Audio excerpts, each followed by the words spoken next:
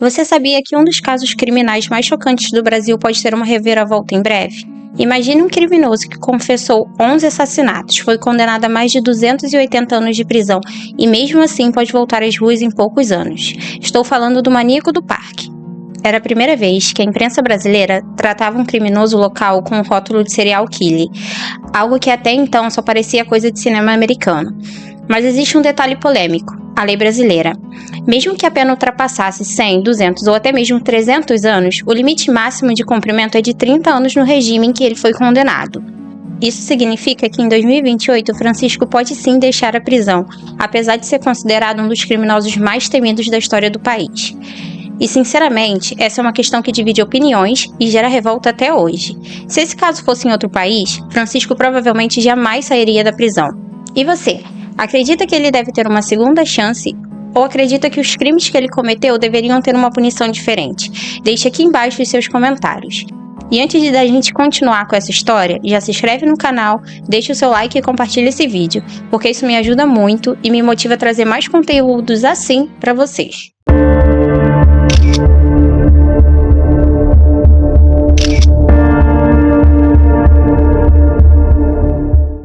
Francisco de Assis Pereira nasceu em 1967, em São José do Rio Preto, no interior de São Paulo.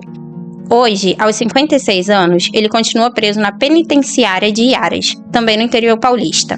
Sua infância foi marcada por muita instabilidade. Ele era o filho caçula de uma família humilde. Seu pai trabalhava como pescador e, por causa da profissão, a família se mudava constantemente de cidade. Ele chegou a se mudar mais de 20 vezes. Desde a infância, alguns sinais de comportamento violento já começaram a aparecer. O avô dele tinha o hábito de levá-lo a um abatedouro, onde Francisco assistia vacas sendo mortas. Essa experiência provavelmente o traumatizou, mas ao mesmo tempo criou nele uma familiaridade com cenas de sangue e morte. Com o tempo, essa falta de sensibilidade foi ficando cada vez mais evidente. Em um episódio ainda criança, Francisco chegou em casa com um passarinho que ele mesmo havia matado. Ele foi repreendido por esse comportamento, mas já ficava claro que ele não demonstrava um pingo de empatia. Francisco fazia xixi na cama até a adolescência, e essa condição foi motivo de constrangimento e vergonha durante anos. Em relatos posteriores, ele afirmou que teria sido abusado por uma tia ainda criança. Esse episódio, embora nunca tenha sido confirmado, foi citado por especialistas como um possível gatilho para sua fixação por seios femininos e para sua distorção no seu comportamento sexual. Ainda na adolescência, ele passou a se isolar cada vez mais. Pouco sociável, acumulava frustrações pessoais e emocionais.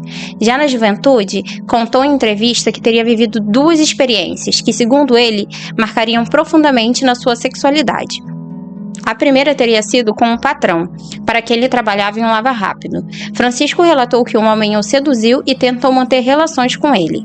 Para os psicólogos, esse episódio pode ter reforçado sentimentos de insegurança e confusão sexual, embora nunca tenha sido confirmado por testemunhas. Na adolescência e no início da vida adulta, Francisco desenvolveu uma grande paixão pela patinação. Ele era talentoso, chegou a participar de competições e conquistou diversos prêmios, o que lhe rendeu o apelido de Chico Estrela. Durante as apresentações, que muitas vezes aconteciam no Parque Ibirapuera, ele chamava a atenção e parecia ser um jovem carismático. Foi nesse período que ele conheceu uma mulher com quem teria vivido o segundo episódio marcante da sua vida. Segundo ele, durante uma relação íntima, ela o mordeu na região genital, deixando-lhe traumas permanentes. Francisco afirmava que esse acontecimento teria causado uma disfunção sexual, que o acompanharia dali em diante. Enquanto ele fazia shows de patinação, também começou a trabalhar como motoboy. E ao contrário do que muitos poderiam imaginar, ele era bem visto nos dois ambientes. Tinha amigos entre os patinadores e também entre os colegas da profissão. Mas nos relacionamentos amorosos, a face violenta que vinha crescendo desde a juventude se manifestava com intensidade. Uma ex-namorada chegou a relatar em entrevista que ele o agredia quase todos os dias durante o tempo em que estiveram juntos. Esses relatos mostram que a violência de Francisco já estava em um processo de escalada, caminhando para algo cada vez mais grave, até o ponto em que tirar a vida de alguém se tornaria apenas uma questão de tempo. Em certa ocasião, um colega de trabalho fez uma piada envolvendo homossexualidade, e a reação de Francisco foi explosiva. Ele perdeu o controle e partiu para a agressão física, espancando o homem. Entre os conhecidos, carregava a fama de ser sedutor, tinha a capacidade de se moldar, ajustando sua postura e comportamento de acordo com o que a pessoa à sua frente desejava ver. Essa habilidade de adaptação se tornaria uma de suas principais armas para conquistar a confiança de suas futuras vítimas. Francisco também manteve um relacionamento com uma travesti, que mais tarde daria várias entrevistas para a imprensa. Ela relatava que, apesar do jeito carismático que ele mostrava em público, no convívio íntimo era agressivo e controlador. Segundo suas palavras, Francisco tinha crises de ciúmes intensas e momentos em que a violência surgia sem qualquer motivo aparente. Os psiquiatras que o analisaram identificaram nele características típicas de transtorno de personalidade antissocial, falta de empatia e comportamento manipulador e egocentrismo. Em um famoso teste surgiram ainda fantasias ligadas à feminilidade e até o desejo de se tornar uma mulher. É importante lembrar que muitos desses relatos vêm do próprio Francisco, em entrevistas e laudos psicológicos. Por isso, devem ser vistos com cautela. Podem conter fatos reais misturados com a distorção, já que ele tem um perfil manipulador. O resultado de tudo isso foi a formação de uma mente perturbada, cheia de conflitos não resolvidos, que mais tarde se manifestaria de forma brutal nos crimes que o tornaria conhecido em todo o país. Francisco começou a frequentar o Parque do Estado, uma área de mata fechada na zona sul da capital paulista. Ali abordava mulheres jovens com um discurso ensaiado. Dizia ser um olheiro de agências da moda que estava ali recrutando modelos para campanhas publicitárias. Levava consigo até um álbum com fotos de mulheres, algumas retiradas de revistas e outras de conhecidos, para dar mais credibilidade à farsa. A partir de 1996, começaram a surgir relatos de denúncias de mulheres que afirmavam ter sido abusadas sexualmente por um homem no Parque do Estado. Todas descreviam o mesmo padrão. Eram abordadas por alguém que prometia uma carreira como modelo fotográfica. Ele falava de oportunidades, contatos no meio da moda e, para reforçar a mentira, sugeria que poderiam fazer algumas fotos ali mesmo, no parque. As vítimas eram então conduzidas até uma área isolada. Para chegar lá, precisavam atravessar uma cerca de arame farpado. Um detalhe que mostrava como Francisco conhecia bem aquele terreno. O caminho levava até uma clareira. Em alguns casos, ele chegava a mostrar os corpos de outras mulheres que já estavam mortas no local.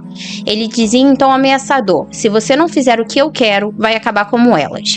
Como eu havia dito antes, Francisco sofria de impotência sexual. Muitas das vezes não conseguia consumar o ato, e isso fazia com que a violência se tornasse ainda mais cruel.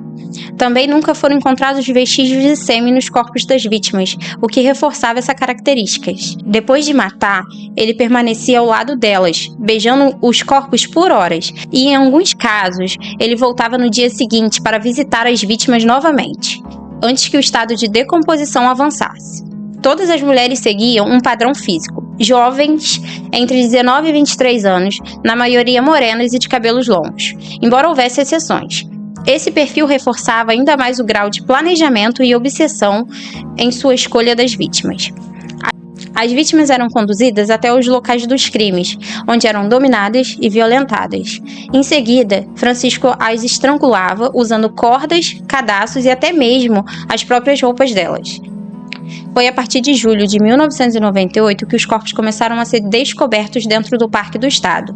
Um dos primeiros achados foi o de Selma Ferreira Queiroz, de 18 anos de idade, considerada provavelmente a última vítima.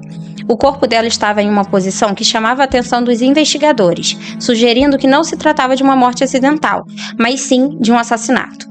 Ao lado dela havia outro corpo em decomposição. A médica legista recebeu os dois corpos em estado avançado de decomposição, o que dificultou a identificação imediata. Poucos dias depois, mais duas mulheres foram encontradas, também lado a lado, reforçando mais ainda o padrão do assassino. A polícia passou então a mapear cuidadosamente os locais onde cada corpo havia sido encontrado e, ao mesmo tempo, percebeu que havia mulheres que também tinham sido levadas para aquele mesmo parque violentadas, mas que conseguiram sobreviver. Entre julho e agosto de 1998, em apenas 6 semanas, 8 corpos de mulheres foram encontrados no Parque do Estado. Entre as vítimas identificadas estavam Valquíria Aparecida, de 23 anos, Roseli Barbosa, de 27 anos, Elisângela Aparecida, de 21 anos, Patrícia Gonçalves, de 24 anos e Adriana das Graças, de 16 anos. Todas apresentavam sinais semelhantes: violência sexual seguida de estrangulamento. A semelhança dos casos levou a polícia a concluir que estavam diante de um serial killer. Francisco também teve uma ex-namorada que marcou profundamente a sua vida. Ele parecia realmente apaixonado por ela e chegou a acreditar que teriam um futuro juntos. A relação resultou em uma gravidez, mas logo depois ela decidiu se afastar e não quis mais manter o contato com ele. Além disso, o proibiu de ver o filho que eles tiveram juntos. Esse rompimento deixou marcas profundas. A polícia mais tarde percebeu que muitas das mulheres assassinadas por ele tinham características físicas muito semelhantes à dessa ex-companheira. É possível que sua raiva e frustração tenham começado justamente nesse ponto, transformando-se em um ciclo de ódio projetado sobre as suas vítimas. O clima em São Paulo era de pânico. As mulheres evitavam sair sozinhas. Jornais estamparam manchetes sobre um assassino em série à solta, e o apelido Maníaco do Parque logo se popularizou. Foi a partir desse momento que a caçada ao criminoso começou de forma intensa. Um dos pontos fundamentais para a investigação envolveu uma jovem que chegou a fazer um telefonema pouco antes de desaparecer. Ela havia acabado de sair do metrô quando foi abordada por um homem que se apresentou como alguém ligado à empresa de cosméticos e ofereceu a ela uma chance de seguir carreira como modelo. Antes de acompanhá-lo, a vítima ligou para sua prima. Na ligação comentou que estava indo com aquele homem, mas segundo a própria prima, essa era uma espécie de código que as duas usavam, indicando que ela tinha se interessado por ele. Sabendo do perfil de homem que a vítima costumava gostar, a prima relatou à polícia que provavelmente se tratava de alguém moreno, com boa aparência física e por volta de 30 anos de idade. Com base nesse depoimento, foi elaborado um retrato falado e rapidamente divulgado pela mídia. O retrato falado foi amplamente divulgado nos jornais e programas de televisão, chamando a atenção de pessoas em toda a cidade. Pouco tempo depois, uma mulher que pediu sigilo de sua identidade entrou em contato com a polícia. Ela contou que havia sido abordada por um homem muito parecido com o homem do retrato falado na estação do metrô da Sé. Segundo seu relato, ele a elogiava constantemente, dizendo que ela era muito bonita e que poderia se tornar modelo. Como a proposta não a interessou, ela tentou se afastar. Mas o homem passou a segui-la até a saída do metrô. Determinada, a mulher ameaçou chamar a polícia caso ele continuasse. Foi então que ele recuou, mas entregou a ela um cartão. No cartão escreveu o nome de Jean e o número de telefone. Esse cartão foi entregue às autoridades, que logo ligaram para o número e descobriram que pertencia a uma empresa de motoboys. Ao irem até o local, o proprietário reconheceu o homem, mas explicou que seu nome verdadeiro não era Jean e que ele havia recolhido todos os seus pertences e ido embora sem dar explicações. Mas antes de fugir, Francisco deixou uma carta para o patrão agradecendo por tudo que ele havia feito, mas que precisava sair dali. No jornal circulava o retrato falado, e esse mesmo patrão contou à polícia que não era a primeira vez que agentes iam até o local perguntar por ele. Isso porque Francisco já havia sido procurado pela Delegacia de Pessoas Desaparecidas. Na época, uma mulher chamada Isadora tinha desaparecido e ele era investigado. Os policiais, então, foram até essa delegacia para levantar as informações sobre este caso. Descobriram que Francisco havia sido flagrado tentando usar um cheque de Isadora em uma loja de artigos esportivos. Questionado, ele afirmou que ela mesma teria deixado o cheque como forma de presente. Mas é claro que aquilo não passava de uma mentira. Isadora havia se tornado mais uma de suas vítimas. Sem corpo e sem provas sólidas, ele acabou sendo liberado. Dessa investigação ficou algo importante. A polícia conseguiu uma fotografia de Francisco. Com essa imagem em mão, os investigadores levaram a foto até algumas das mulheres que haviam conseguido escapar dos ataques. Uma após a outra, ao verem os retratos espalhados entre outros suspeitos, todas apontaram sem hesitar para Francisco. A partir desse momento, passou a ser oficialmente considerado foragido da justiça. Pouco tempo depois, o patrão de Francisco voltou a ligar para a polícia pedindo que fossem até a sua casa. Lá mostrou um vaso sanitário quebrado. E dentro dele havia um resto de osso bovino, mas também um objeto crucial, a carteira de identidade de Selma, a última vítima encontrada. Naquele momento, o caso já dominava a mídia. A população estava em pânico, e a busca por Francisco se tornou prioridade nacional. Com o apoio de um psiquiatra criminal, foi traçado um perfil para tentar prever os seus próximos passos. Após 10 dias de caçada policial e manchetes em todo o Brasil, Francisco foi localizado em Itaqui, na Rio Grande do Sul, próxima à fronteira com o Uruguai. Ele tentava fugir para o país vizinho quando foi preso em um posto de polícia rodoviária federal. A captura mobilizou um grande esquema de segurança e logo ele foi transferido de avião para São Paulo, onde desembarcou cercado por policiais e pela imprensa. Nesse momento foi decretada a prisão preventiva, então, de repente, Francisco pediu para falar com o delegado, dizendo que queria se confessar.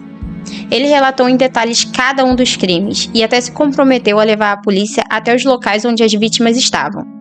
A maioria dos corpos já haviam sido encontrados, mas ainda restavam pontos sem esclarecimentos. Quando os investigadores o levavam de volta ao Parque do Estado, relataram que a expressão facial de Francisco mudou completamente. Parecia um predador em busca da sua presa. Assim que atravessaram o arame farpado, ele dizia que começava a julgar as mulheres por aceitar entrar num matagal com um desconhecido. "Você não me conhece, o que você está fazendo aqui?" Era o tipo de pensamento que ele dizia ter. Ali já começava o terror psicológico. E logo na primeira clareira, ele passava a agredir e humilhar as suas vítimas. Cerca de 200 metros depois dessa clareira, havia uma menor, onde foi encontrado o corpo de Isadora, a mulher desaparecida que até então fazia parte de uma investigação anterior. O esqueleto foi localizado e a perícia confirmou a sua identidade. Antes mesmo da captura de Francisco, alguns corpos tinham sido descobertos por acaso. Um menino que entrou no parque para buscar a sua pipa encontrou uma das vítimas, e um senhor que montava armadilhas para passarinho acabou se deparando com outra. Havia sinais de estrangulamento, mordidas e até indício de asfixia em outras delas. A marca de mordida foram essenciais para a investigação. A polícia conseguiu moldes que mais tarde seriam comparados à arcária dentária de Francisco, de maneira muito semelhante ao que aconteceu no caso do Ted Bundy. A perícia concluiu que essas mordidas haviam sido feitas enquanto as vítimas ainda estavam vivas, já que haviam sinais de inflamação ao redor. O próprio Francisco confessou que em determinado momento sentiu vontade de morder, mas não no sentido erótico. Ele dizia que era o desejo de sentir a carne, o gosto, de arrancar um pedaço.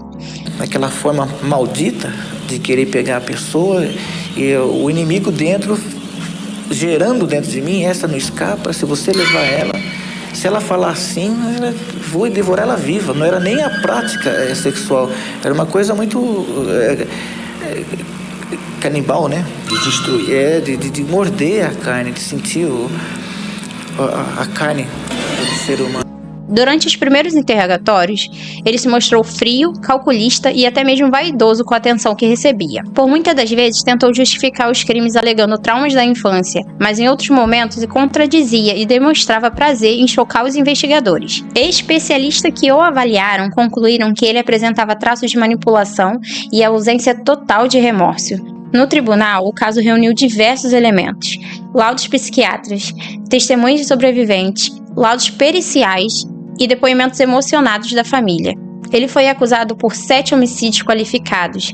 Apesar dele ter confessado 11, os policiais não encontraram provas suficientes para os demais: 9 estupros contra sobrevivente, atentado violento ao pudor, estelionato e ocultação de cadáver. A pena das somas chegou a cerca de 268 a 285 anos de prisão. Preso desde 1998, Francisco de Assis Pereira tentou diversas vezes chamar a atenção da mídia. Em entrevistas concedidas ao longo dos anos, manteve sempre o mesmo padrão manipulador. Ora se dizia arrependido, ora afirmava ser controlado por vozes, que obrigavam a agir de forma tão brutal. Chegou a declarar que gostaria de se tornar pastor e ajudar outras pessoas a não seguirem o mesmo caminho que ele. Apesar desse discurso, relatórios psicológicos apontam que a sua frieza e a ausência de empatia nunca mudaram.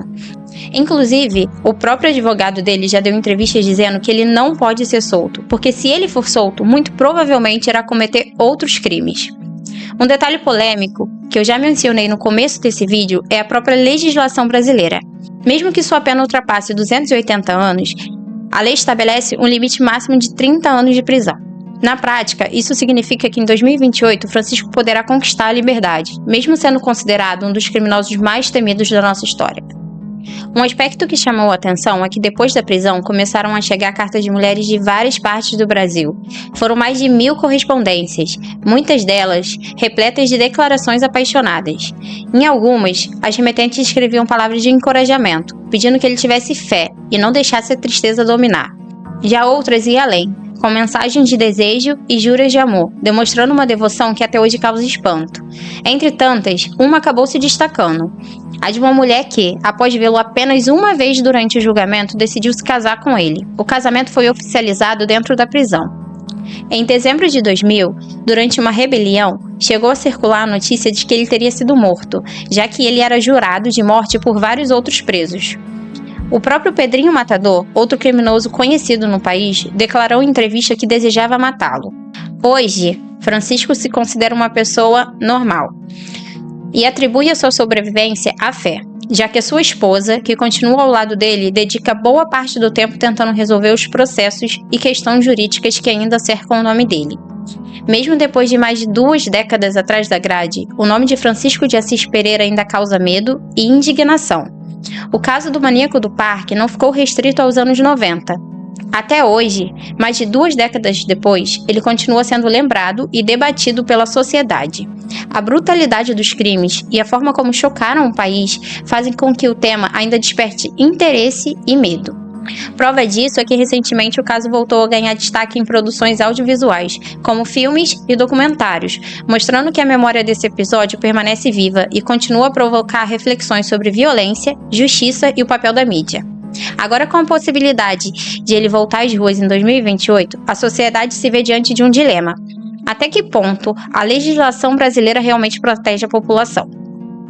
Esse é um daqueles casos que nos obriga a refletir sobre justiça, segurança e até sobre a capacidade de recuperação de alguém que cometeu crimes tão brutais. E eu quero saber a sua opinião. Você acha que Francisco deveria ter direito à liberdade? Ou acredita que casos como o dele deveriam ter regras diferentes? Deixe aqui embaixo nos comentários. E até o próximo caso.